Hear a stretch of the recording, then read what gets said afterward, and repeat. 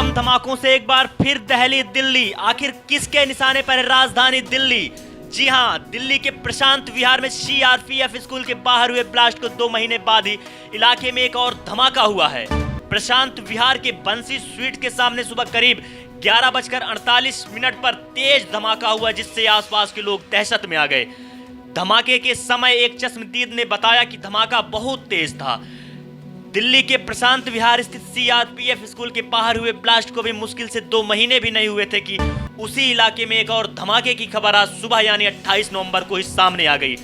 प्रशांत विहार के बंसी स्वीट्स के सामने सुबह करीब 11:48 पर इतना तेज धमाका हुआ कि आसपास के लोग भी हैरान रह गए और सभी अपने अपने घरों से निकलकर बाहर आ गए। दिल्ली में हुए इस बम धमाके के बाद चश्मदीदों ने क्या बताया? घटना के मुख्य चश्मदीद कृष्ण कुमार गुप्ता से जब शरद पत्र के पत्रकार कपिल मिश्रा काशी ने बात की तो उन्होंने बताया कि मेरा डेली का रूटीन है, मैं 11:30 बजे पार्क में आता हूँ।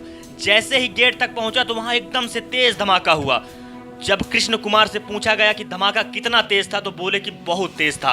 धमाका कोई कह रहा था टायर फटा है, कोई कह रहा था बम फटा है।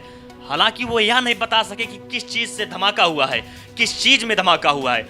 उन्होंने बताया कि यहाँ एक गाड़ी वाला खड़ा था, वो अपनी गाड़ी चेक करके वहां से मोड़ कर ले गया। बीते महीने वाले धमाके से ये धमाका 19 था, लेकिन जब पूछा गया कि क्या कार के ड्राइवर को कुछ हुआ तो कृष्ण कुमार बोले नहीं, कार वाले को कुछ नहीं।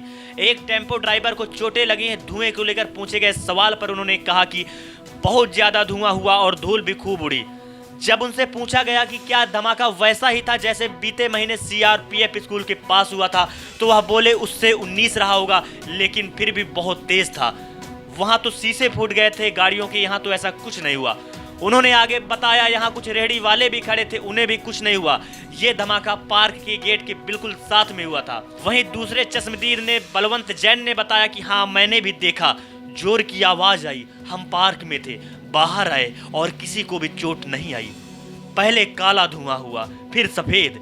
वहीं तीसरे चश्मदीद भीमसेन जैन ने बताया कि जब धमाका हुआ तो हम पार्क में बेंच पर बैठे बातें कर रहे थे।